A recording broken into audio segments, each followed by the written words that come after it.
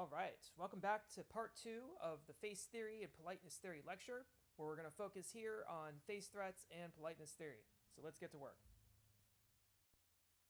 Something that happens in face theory and just in the world of face is sometimes a face threatening act occurs. Okay, so this is an FTA.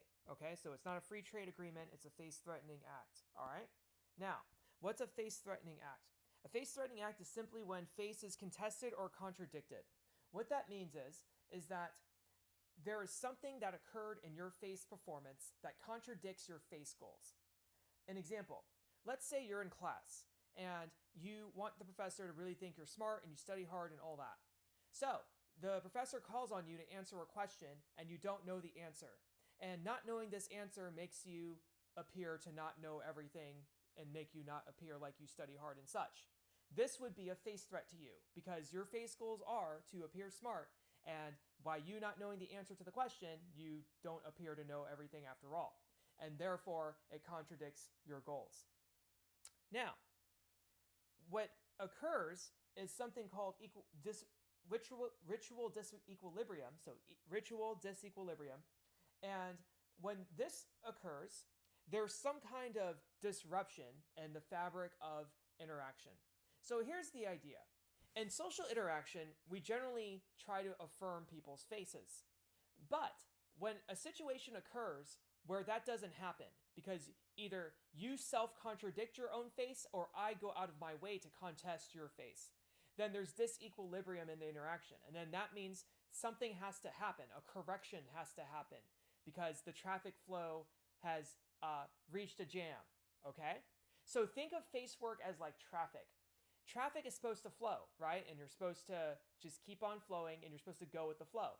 Just like I generally am supposed to go with your face performance unless there's a reason to stop. So in traffic, you drive until there's a reason to stop.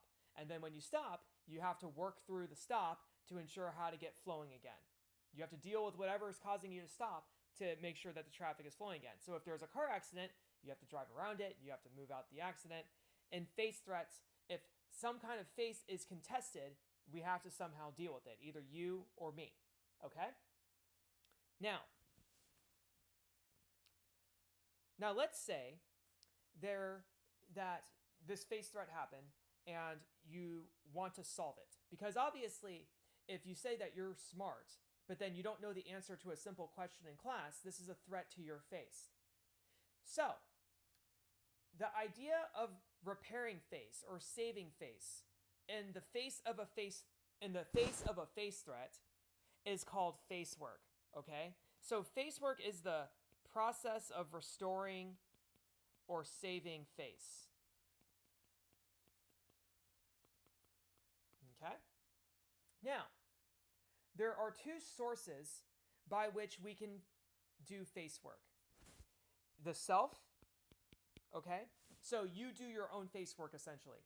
So in the case where you don't know the answer to something, you might say afterwards, well, oh, I just didn't study that night. But normally I study, but he asked me a question and I just didn't study the night before. Or I didn't understand the wording of the question. You might come up with some kind of excuse or justification, or that was such a strange question out of left field. I don't think anybody would be able to answer that, okay? So that's self-face work.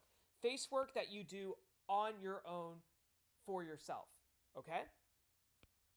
The other, though, is by the other, or the audience. The audience does face work for you. So what might happen is the professor asks you that difficult question and you don't know the answer. So somebody else in the audience who witnesses this interaction says, oh, well, I don't blame you for not knowing that because that was a strange question anyway. Or he worded that question kind of weird. So the audience is intervening on your behalf to help you restore face, okay? Now, when you do your own face work, it's called defensive face work, okay? So it's defensive. When somebody does it on your behalf, it's called protective face work. Somebody is coming to protect you and to protect your face performance by, in this case, maybe saying the question was strange, or I didn't know the answer to that question either, or it's the professor's fault somehow, or it's not your fault. Something like that, okay? So when it comes from yourself, it's defensive. When it comes from somebody else, it's protective. Now, there are two types of face work based on the point in time in which the face work occurs, okay, relative to the face threat or the FTA. If it occurs before the face threatening act, okay, so if it happens before the face threatening act occurs, it's called preventative face work, okay, so preventative before the FTA, the face threatening act. Now, preventative face work could occur in a case where maybe the professor asks you a question, but before he even lets you try to answer, he says, I don't expect you to know the answer to this because this is a weirdly strange question. See, there, he doesn't know, or the professor, he or she doesn't know if you don't know the answer yet because they haven't given you a chance to really answer. But what they've done is they've done some preventative face work on your behalf. In the event that you don't know the answer, there's already an out for you for not losing face because the professor already admits that the question is already weirdly worded. Another place where you see preventative face work, perhaps when two people compete the day before the competition, somebody might say, I may not be competing my best tomorrow. I'm actually kind of sore still. And, it's just unlikely, I just don't know if I'm going to win. So that's preventative face work. So if the person loses the competition, they already have laid out before they lost the game that they might have already lost. They were already calling it. But if they win, then they can be like, see, I was hurt, I was sore, and I still won anyway. So booyah, okay? So that's preventative face work. Now, if it happens after the face threat, then it's called corrective face work, and it happens after the FTA.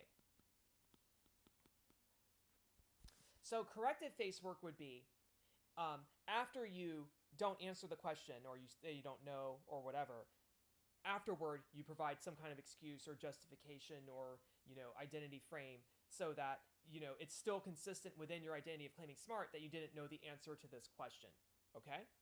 So there's self and other, so that's the source. Are you doing it yourself or is somebody doing it for you? And then there's the type, and there's what happens before the face-threatening act or what occurs after the face-threatening act. So if we were to put this in a table, here's how it might look. On one end, you have the source. Oh, let me pick a different color there. Okay, so on one end, you have the source, defensive and protective. And just to review, defensive is the self.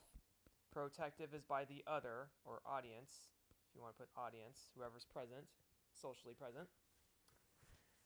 On the other axis, you have preventative face work, and that's before. And then you have corrective, and that's after the face threatening act, so after FTA. Okay? Now, defensive, protective face work might be something like disclaimers. So a disclaimer might be, this might be a strange question, but blah, blah, blah, before you ask a really strange question. So a disclaimer basically says, I'm about to potentially commit some kind of offense or face-threatening act, so let me call it out before I do it. This might be a strange question, but, or I'm sore today, so I might lose. All of that is defensive because it's done by the self, and it's preventative because it's done before. Preventative face work might be the professor gives you the disclaimer. Professor gives disclaimer for you. Okay? So in the case of the question where the professor asks you the question, and the professor says, you may not know the answer to this. I know I'm putting you on the spot. You didn't have much time to think about this. I know that you just got here, something like that. That's all preventative, protective face work. Now, defensive, corrective face work would be if you didn't know the answer after the face-threatening act, so after it's clear that you don't know the answer, maybe you make some kind of excuse or justification. Well, the wording was off, or I didn't get a chance to study, or, I was just caught off guard, something like that, to where you still try to make it consistent with your identity of being smart. And then protective corrective would be audience gives excuse for you.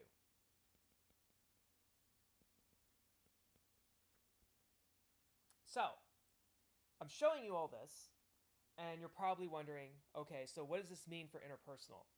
So, in interpersonal communication, what you should always be thinking about, what makes people comfortable, what makes people like you, is when you do a good job of affirming face, okay? Not just your own, but theirs. You're always thinking about protecting their face.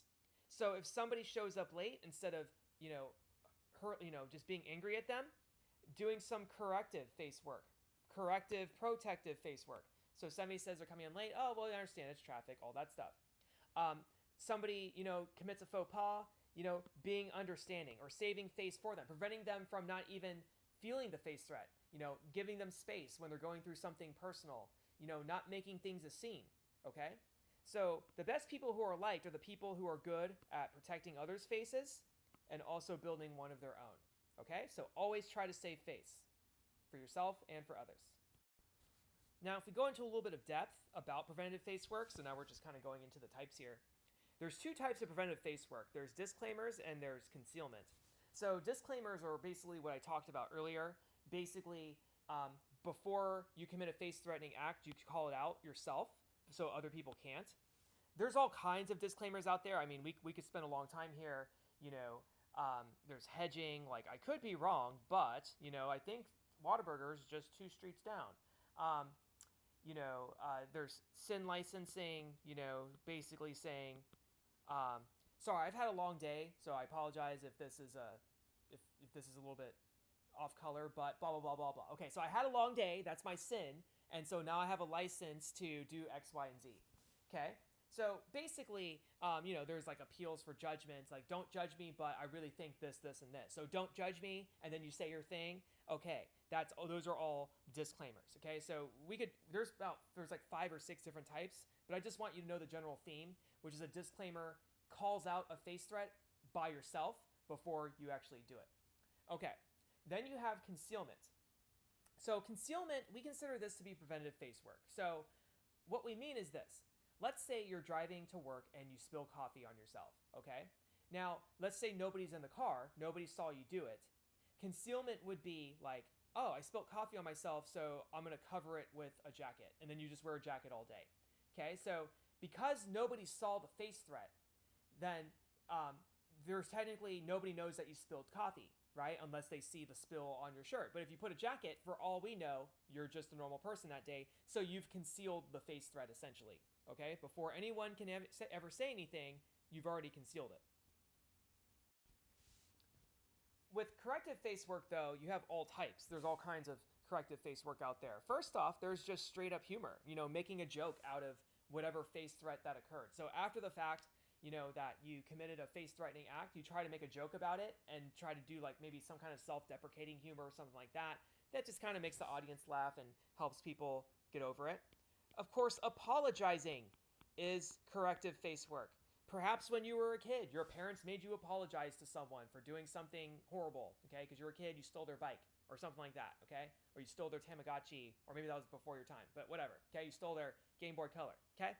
So you have to apologize. Now, there's all kinds of research on apologizing and forgiveness that we could totally get into about what's an effective apology and timing and just all these cool little things. So if you're really interested in apologies and forgiveness, you can totally write papers about it and go to town on apologies. So we just don't have time here to go in a lot of depth.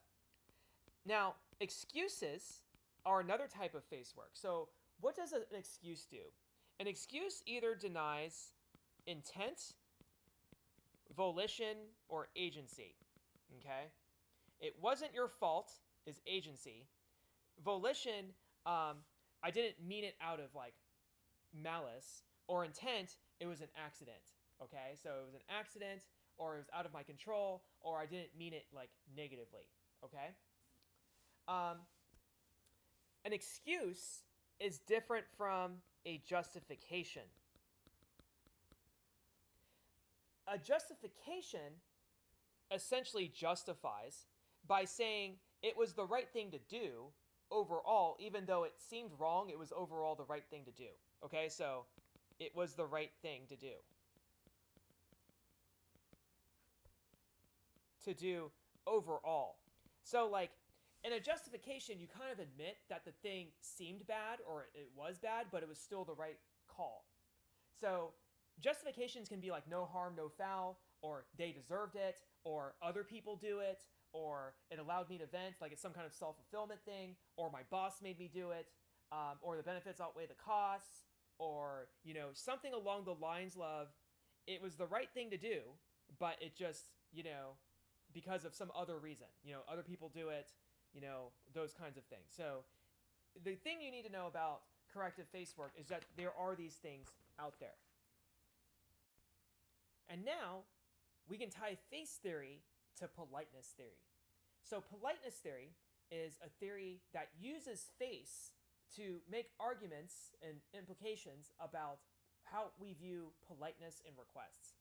So over here we have a little like picture and stuff of, you know, from Warrior Mind Training. I don't know if this violates copyright, but this is what they wrote. I thought it was a cool little quote. But I don't know if Theodore Roosevelt actually said that. I'm very skeptical about quotes on the internet, but anyways, just a nice little quote. All right, let's get to it. So let's take a hypothetical. Let's suppose you really want your significant other to start exercising. Which of these would be the best way to ask? Now go ahead and pause the video and read through these. I'll give you 5 seconds to pause the video.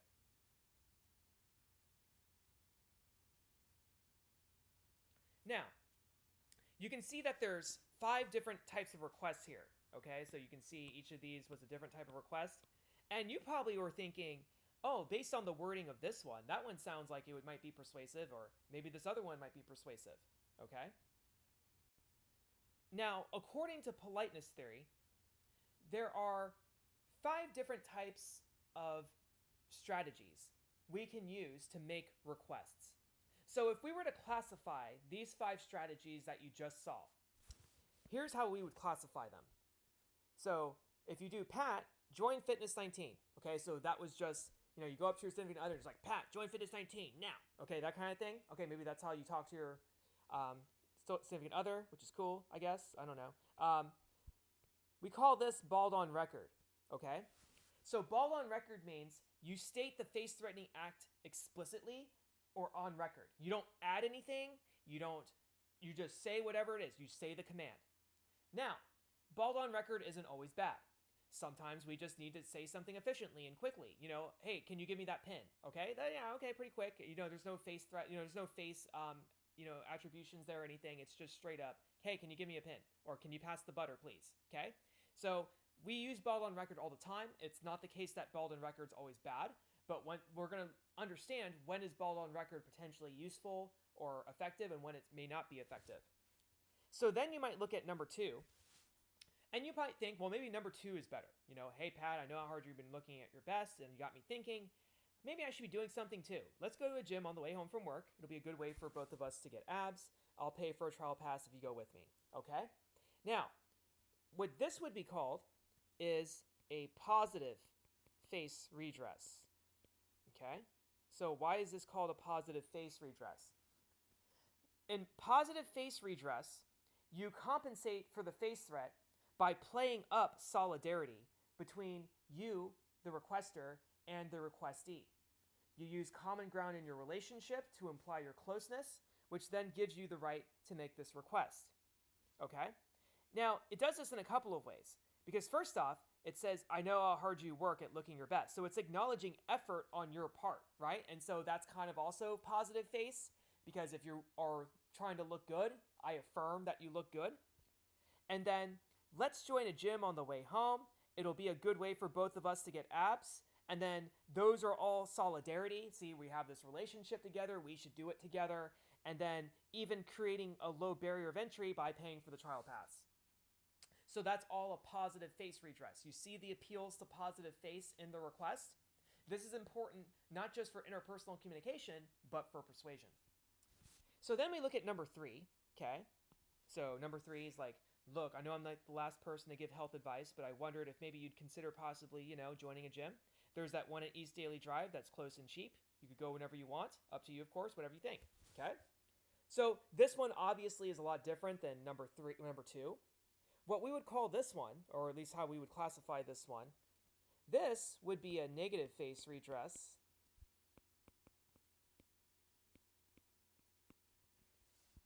In the sense that it's very high in its appeals to negative face. Now, do we remember what negative face is? Negative face has to do with autonomy. So, notice that I'm about the last person to give health advice.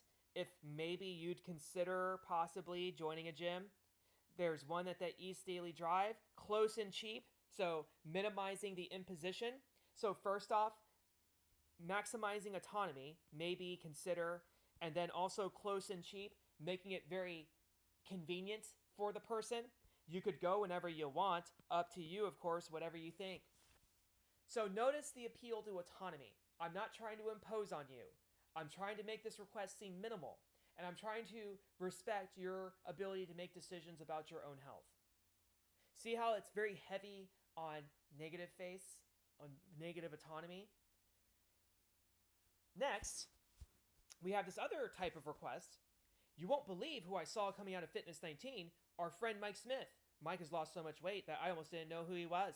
Okay?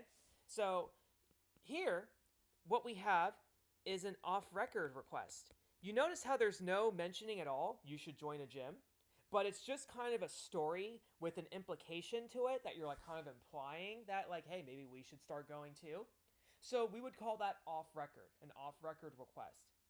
In fact, I had a student in Arkansas who he knew when his fiance or his then fiance wanted to tie the knot because his girlfriend at the time, so his girlfriend who then became his fiance, his girlfriend started talking about rings all the time, okay? And she just kept mentioning rings and showing him rings that he liked, or showing him rings that she liked. And then he kind of got the hint that, okay, I guess she wants me to propose to him. So now they're married and they have kids, and it's great. Okay. The last, well, is just called avoidance. Okay? You just avoid the topic in general. You just don't make the request, and you just live to fight another day. Now, maybe sometimes you need to avoid. Maybe it's just not your business. Maybe it's just too sore of a spot that you just can't make the request. Okay, but then nothing changes. You see? So there's these 5 different ways that you can make requests. Now, here is what politeness theory argues. Politeness theory argues that there are 3 features of a social situation that decide which strategy would be most appropriate, okay? That would be most considered polite, and potentially most persuasive too. So in politeness theory, they have a little equation here. Now the equation is all addition. There's no like binomial, polynomial, exponents, that kind of stuff. It's just addition, and you're not really adding anything. It's more just like, yeah, it's not even really addition, okay? It's just, there's plus signs though, okay? So weight equals power plus distance plus rank, okay? The weight of a request. So we're talking about how heavy a request is. So how much power, distance, and rank does it contain, okay? And then therefore impact how we word requests. So let's go through this a little bit. So power refers to the degree that I can impose my plans on another, okay? Power is ability to impose self on other. Examples. So your boss has power over you.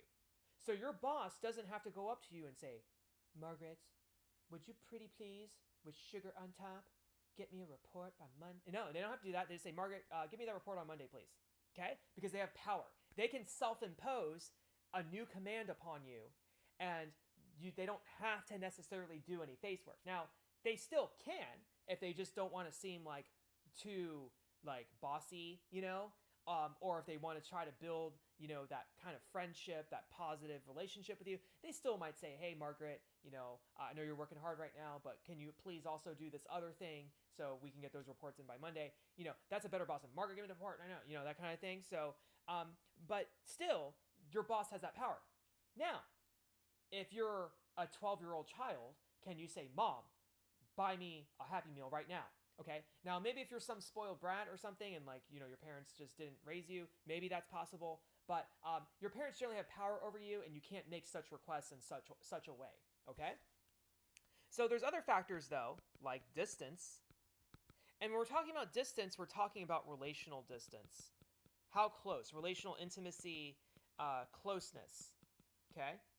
If you're best friends with somebody, your friend might be able to say, "Hey, can you get me a hamburger on your way out?" You know, that kind of thing, because they're your friend, right? But could you say that to a stranger?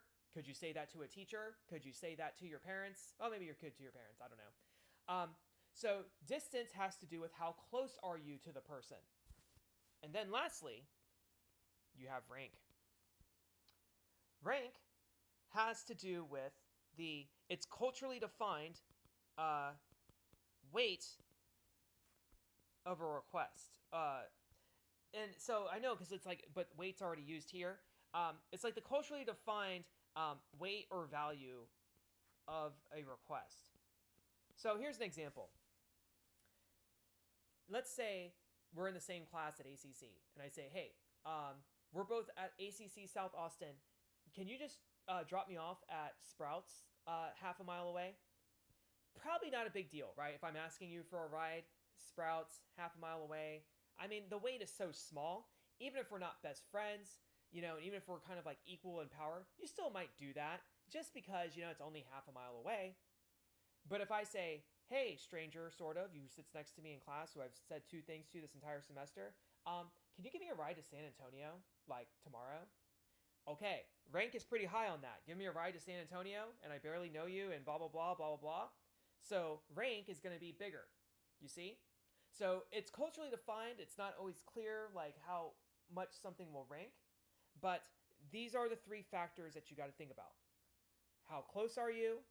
How much power do you have over somebody? And how big is the request just generally? Okay? Now, weight is then the combination of power, distance, and rank. Now, here's what politeness theory says. The bigger the weight, bigger weight equals more politeness needed.